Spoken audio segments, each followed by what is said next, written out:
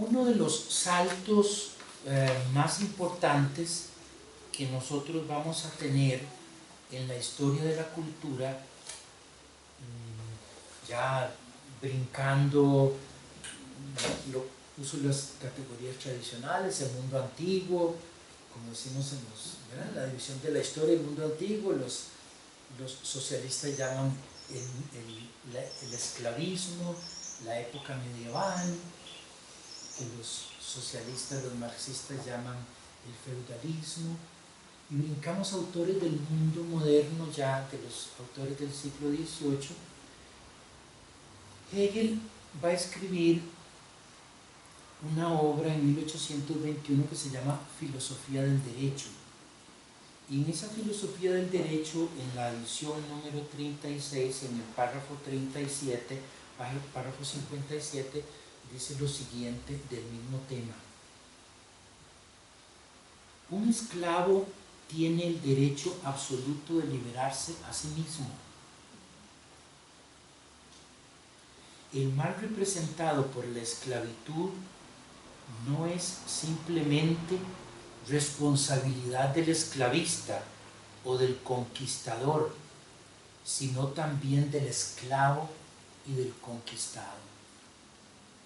Quiere decir, en la historia de la cultura se da un giro con este autor que va a mostrar que la libertad del esclavo no es una tarea de beneficencia de otro, sino que es una tarea que debe de ser asumida por él. Y este autor va a plantear un texto que va a ser uno de los textos más famosos en la historia de la filosofía moderna. Es un texto que va a ser conocido con el nombre de La dialéctica del amo y del esclavo, en donde en un breve texto, muy breve y bastante complicado, él explica por qué el único que se puede liberar a sí mismo es el esclavo.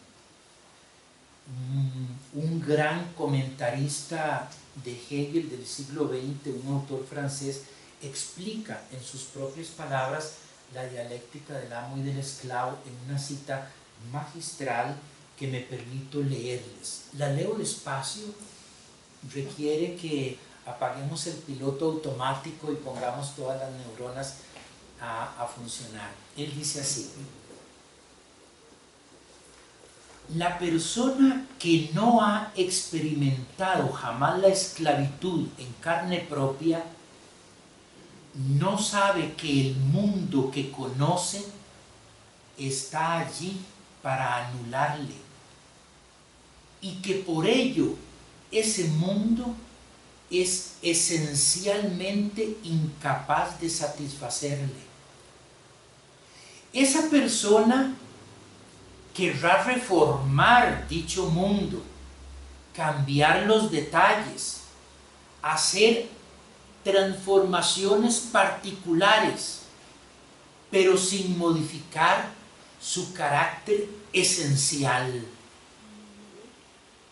Esa persona podrá actuar como un reformista hábil, pero jamás como un revolucionario verdadero. El esclavo, en cambio, vive en un mundo que pertenece al amo, y en ese mundo él no puede ser otra cosa sino esclavo. Se da aquí la paradoja.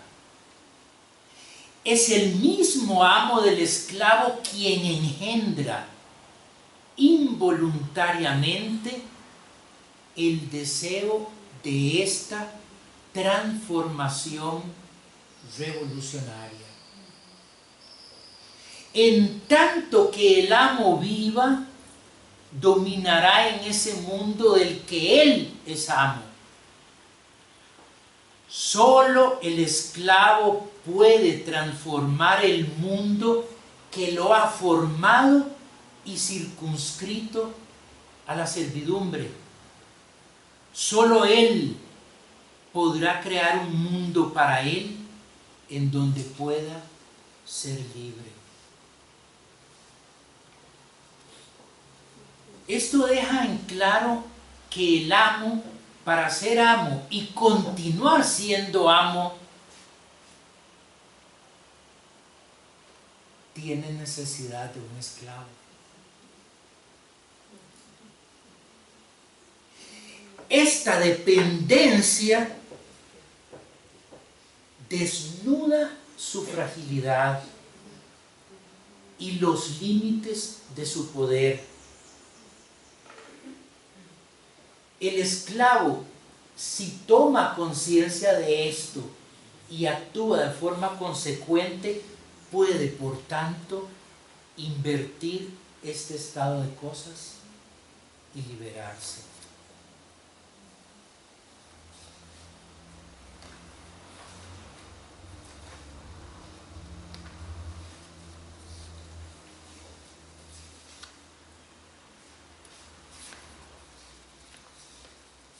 Discúlpenme un momentito para...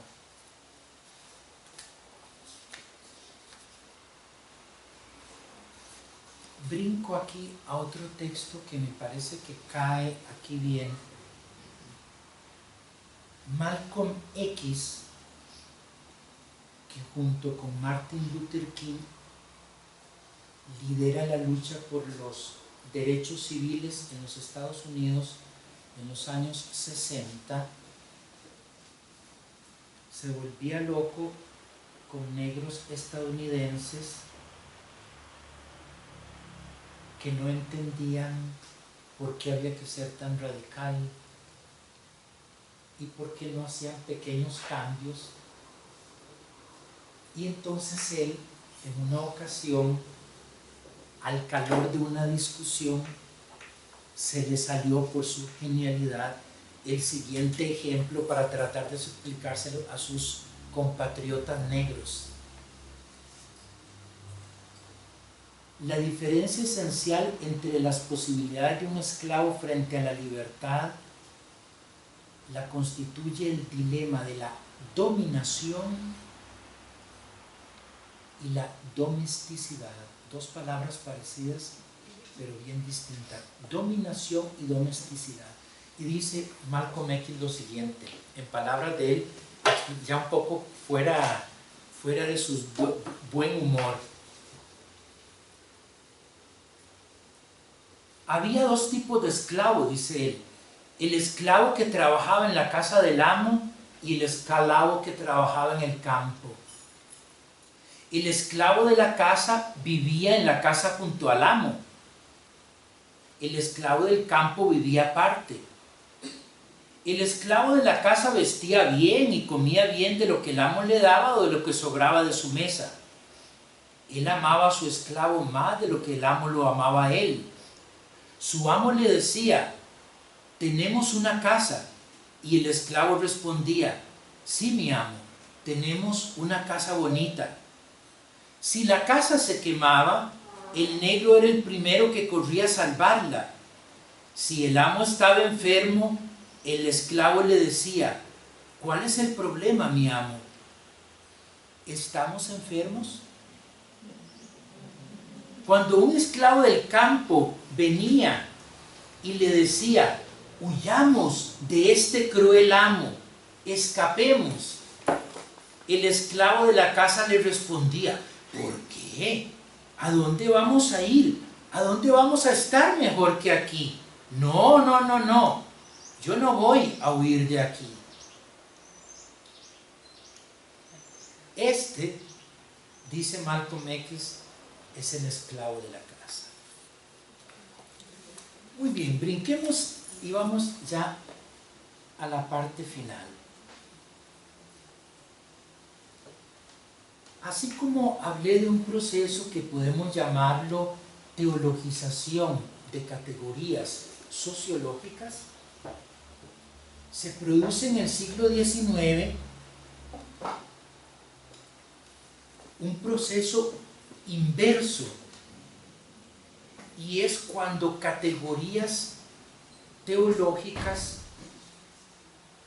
refieren a hechos sociales. No hay ningún término en el que haya pensado que sea más bonito y menos feo y menos complicado, porque es convertir en laico algo, y la única forma de decirlo en castellano es decir laicización de un término, pero me refiero al proceso inverso por medio del cual una categoría teológica es traducida en categorías sociológicas. Hemos hablado anteriormente de un procedimiento literario por medio del cual un hecho de la realidad social es convertido en una metáfora teológica, teologización. Hay un segundo momento que se vincula íntimamente con este primero, y es un ejercicio inverso que podríamos llamar laicización, convertir en laico, y que consiste en considerar aquellas realidades sociales implicadas en la realidad contemporánea con categorías del mundo de la Biblia. Este segundo momento está relacionado con el contexto de recepción del texto bíblico. Nos referimos aquí a un momento particular de este proceso que tiene lugar en la modernidad, en el siglo XVIII, siglo XIX, y que convierte en laicos ciertos temas y motivos bíblicos. En el siglo XIX, con la expansión del capitalismo, aparece una nueva clase social, el proletariado urbano, cuyas condiciones miserables de trabajo y existencia colocará en primer plano la cuestión social. Justamente ahí es donde nace en Inglaterra en el siglo XIX autores como Marx y Engels, que publican El Capital en Inglaterra. El nuevo realismo literario, que nace como un movimiento intelectual en literatura para reflejar eso que está, o sea, lo que Marx refleja en una obra de sociología como El Capital, es reflejado por autores literatos en grandes novelas, van a reflejar esta misma miseria. El nuevo realismo literario mostrará la barbarie de la nueva sociedad en toda su crudeza. Una obra como La pequeña Dorrit de Dickens, o la obra Germinal de Zola, o Pobres gentes de Dostoyevsky, etc. En este contexto, la comprensión de ciertos conceptos fundamentales de teología bíblica da un giro fundamental y adquieren significados nuevos, no ligados ya únicamente al universo de la religión, sino al ámbito de la vida política y social.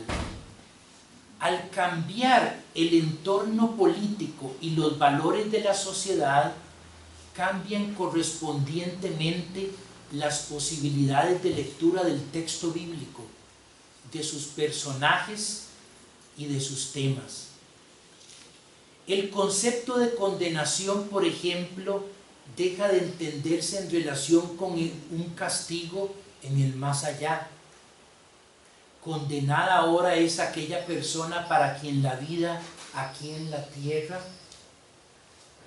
es un infierno.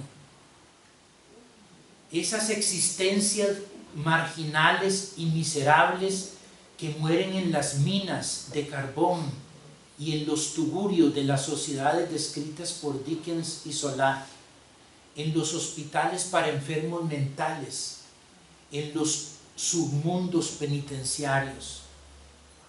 Caín no será ya la encarnación del pecador, sino por el contrario, la figura del héroe que se revela contra una autoridad injusta. El Apocalipsis es ahora la encarnación de un gran sueño revolucionario que anuncia un mundo nuevo. En el ámbito latinoamericano es la realidad del trabajo en las minas de cobre, la vida del indio en las grandes haciendas, del negro en los batalles caribeños. En este segundo momento, la figura literaria y teológica remite de vuelta a una realidad social. Muy bien, me salto